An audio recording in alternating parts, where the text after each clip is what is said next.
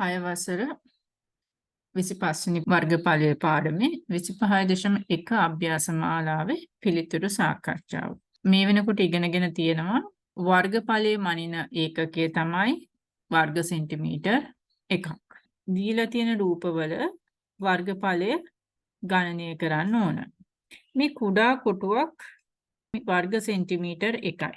එහෙනම් මේකේ කොටු ගාන ගණන් කළා නම් වර්ගඵලය හොයාගන්න පුළුවන්. 1යි 2යි 3යි 4යි 5යි 6යි වර්ග සෙන්ටිමීටර් 6යි.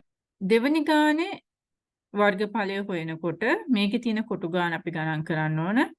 එක කොටුවක් වර්ග සෙන්ටිමීටර් 1යි. එහෙනම් කොටු ගාන ගණන් කළාම 1යි 2යි 3යි 4යි 5යි 6යි 7යි 8යි කොටු 8ක් තියෙනවා. වර්ගඵලය වර්ග සෙන්ටිමීටර් 8යි. තුන්වෙනි කොටස මේකේ කොටු ගාන ගණන් කළොත් 1යි 2යි 3යි සම්පූර්ණ කොටු 3ක් තියෙනවා. මේ භාග කොටු දෙකක් තියෙනවා. කියන්නේ භාග දෙකක් එකතු වුණාම අපිට හැදෙනවා එක සම්පූර්ණ කොටුවක්. එහෙනම් සම්පූර්ණ කොටු කීයක් තියෙනවද මේකේ? 4ක් තියෙනවා. වර්ගඵලය 4යි වර්ග සෙන්ටිමීටර්. හතරවෙනි කොටස බලන්න. කොටු ගාන ගණන් කළාම මේ පැත්තට 1යි 2යි 3යි මේ පැත්තට කොටු 4ක් තියෙනවා. එතකොට 3 වරක් 4 12යි. එතකොට මේක ගණන් කළාම ඔයගොල්ලන්ට සම්පූර්ණ කොටු ගාන එනවා 12ක්. වර්ගඵලය වෙනවා වර්ග සෙන්ටිමීටර් 12යි. පස්වෙනි ගාන බලන්නකෝ. ඒකේ තියෙන කොටු ගානක් ගණන් කරලා වර්ගඵලය හොයාගමුකෝ. එක කොටුවක් කියන්නේ වර්ග සෙන්ටිමීටර් 1යි. 2යි 3යි 4යි 5යි 6යි 7යි 8යි 9යි 10යි 11යි. වර්ගඵලය එනවා වර්ග සෙන්ටිමීටර් 11යි.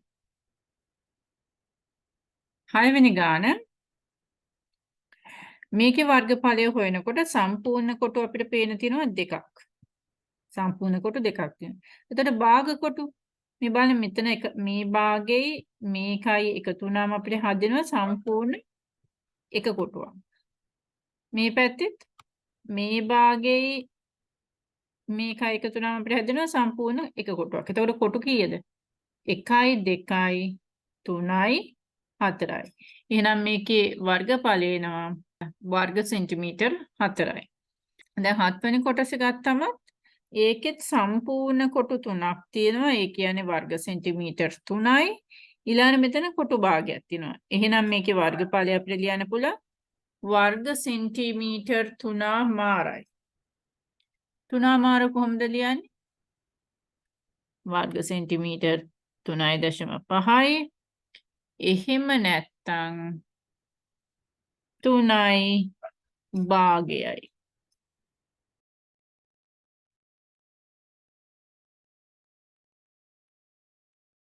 ඒතර මේකේ උත්තරේ ලියන ක්‍රම දෙකක් තියෙනවා. එක්ක අපිට ලියන්න පුළුවන් වර්ග සෙන්ටිමීටර් 3.5යි. එහෙම නැත්තම් 3 මාර පුළුවන්. 8 වෙනි ගාන බලන්න. දැන් 8 වෙනි ගානේ ඔයාලට පේනවා සම්පූර්ණ කොටු කීයක් තියෙනවද? සම්පූර්ණ කොටු 3ක් තියෙනවා.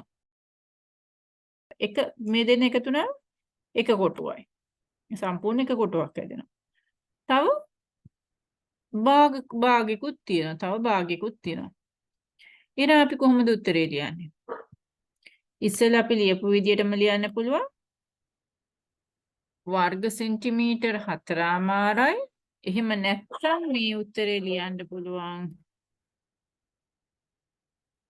වර්ගඵලය 4මාරයි වර්ග සෙන්ටිමීටර්. එහෙම නැත්නම් 4.5යි වර්ග සෙන්ටිමීටර් විදිහට ලියන්න පුළුවන්. දෙවෙනි ගාන පහත 1 සෙන්ටිමීටර × 1 සෙන්ටිමීටර කොටු ජාලය මත අඳුරු කර ඇති එක් රූපයේ වර්ගඵලය සොයන්න. දැන් මේකේ 1 සෙන්ටිමීටර් × 1 සෙන්ටිමීටර් කියන්නේ මේකේ වර්ගඵලය ඇවිල්ලා වර්ග සෙන්ටිමීටර් 1යි. එහෙනම් මේ කොටු ගාන ගණන් කළා නම් අපිට මේ හැම එකේම වර්ගඵලය හොයාගන්න පුළුවන්. මේකේ කොටු කීයක් තියෙනවද? 1යි 2යි 3යි 4යි 5යි 6යි. එහෙනම් මේකේ වර්ගඵලය එන්නේ 6යි වර්ග සෙන්ටිමීටර. එතකොට දෙවෙනි කොටස බැලුවම වර්ගඵලය එන්නේ 1යි 2යි 3යි 4යි 5යි 6යි 7යි 8යි 9යි. වර්ගඵලය වල වර්ග සෙන්ටිමීටර් 9යි.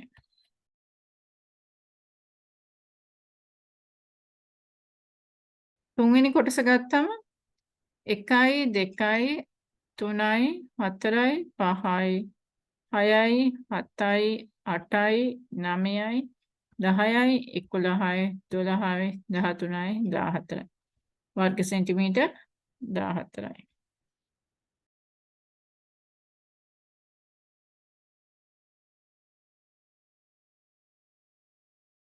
හතරවෙනි ගාන 2යි මේ පැත්තට 2යිනේ 2යි 4යි 6යි 8යි 10යි 12යි 14යි 16යි 18යි 20යි 22යි 24යි.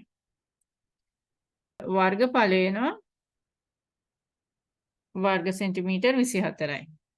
පස්වෙනි ගාන බැලුවම 4යි 8යි 12යි 16යි 20යි. මෙතන මේ භාග කෑලි තියෙන. මේ භාග කෑලි දෙකක් එකතු වුණාම එකක් ඇති වෙනවා. එහෙනම් 20යි 21යි 22යි. වර්ගඵලය එනවා වර්ග සෙන්ටිමීටර් 22ක්. 6 වෙනි ගාන. මේ සම්පූර්ණ කොටු මේ පැත්තට 4යි 8යි 12යි 16 මේ කොටු ගාන ගණන් කරන්න. ඒතකොට මේ සම්පූර්ණ කොටු මෙතන තියෙනවා 16ක්. 16ක් තියෙනවා සම්පූර්ණ කොටු. භාග කොටු දෙකක් කියන්නේ එකයි. 1යි 2යි 3යි 4යි. භාග කොටු දෙක ගාන එකතු නම් මෙතන 4ක් තියෙනවා. එතකොට 4යි 16යි කියද උත්තරේ එන්නේ 20යි. වර්ග සෙන්ටිමීටර් 20යි.